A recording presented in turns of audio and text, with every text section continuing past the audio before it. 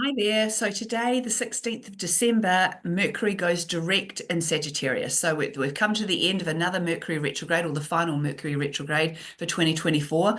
And it's been quite the doozy. I don't think I've ever had to reschedule so many appointments as I've had to do with during this Mercury retrograde. It's like every week, every day, there were appointments that needed to be rescheduled or were forgotten, or it often happens in Mercury retrograde, but it was like Mercury retrograde on turbo boost this time for me anyway. That's what I really found with it. And I think a lot of people have found there's been quite a bit of disruption with this Mercury retrograde. But I think this Mercury retrograde, can also always be very disruptive, but also this period of time heading up to Christmas and the festive season can also be very disruptive with people having to juggle so many things. And Jupiter and Gemini at the moment isn't helping with bringing in more things for us to do and more balls for us to juggle. So it's been a very challenging time for many of you, including myself.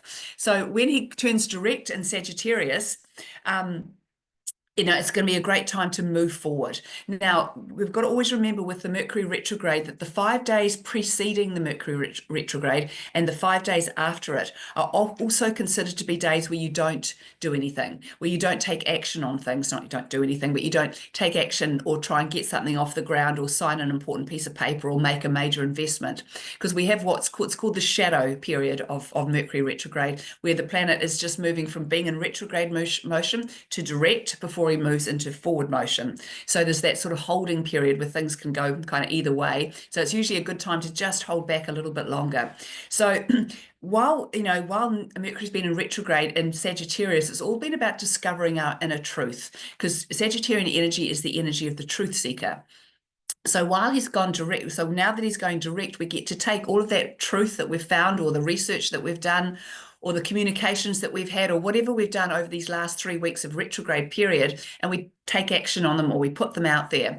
Now, Sagittarian energy is a very articulate energy. Not only is it a very intelligent and very good at learning and very good at getting to the bottom of things, it's also, when it presents that information, it can do it in a very articulate, very intelligent way. So it can be whatever you do need to say or get off the ground, or whatever it is you've been working on, you will have the ability to present this in a way that others will get on board with it or see the merits in it.